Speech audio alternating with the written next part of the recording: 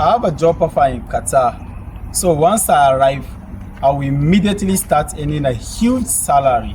This is one expectation I want nurses planning to relocate to Qatar to reconsider. There is absolutely nothing wrong with having a big dream and high expectations. In fact, you should be ambitious. But your expectations must also be realistic. One thing I've noticed is that some nurses arrive in Qatar and expect everything to happen immediately. When it doesn't, they become frustrated, especially when they have taken large loans to finance their relocation. And they start spreading false rumors to their colleagues back home, discouraging them from making moves that will change their lives. Some even arrive already thinking about how quickly they will start paying their debts back home. Then, reality sets in. Here is what you need to understand.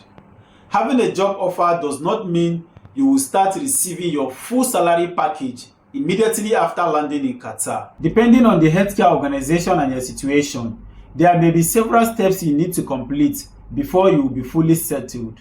1. Training or orientation.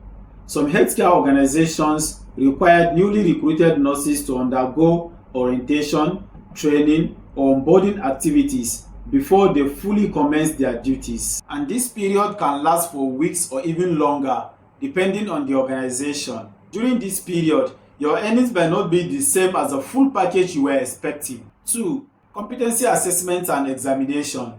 Some organizations may require their nurses to undergo all these before they will fully commence their clinical duties. Not every organization follows exactly the same process. 3.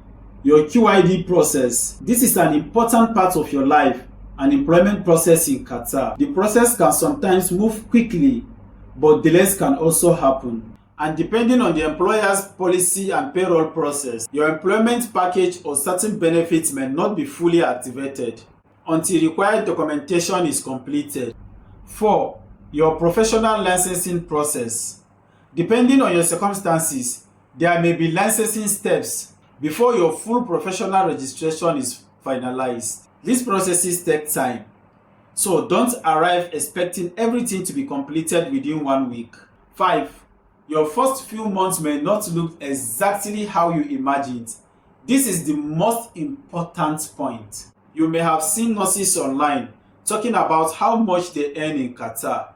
You may have calculated your expected salary in your country's currency. You may already have plans for sending money home, buying a house, paying school fees, or paying back the loans you took to relocate.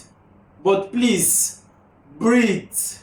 Remember, your journey may not start exactly the way someone else's journey started.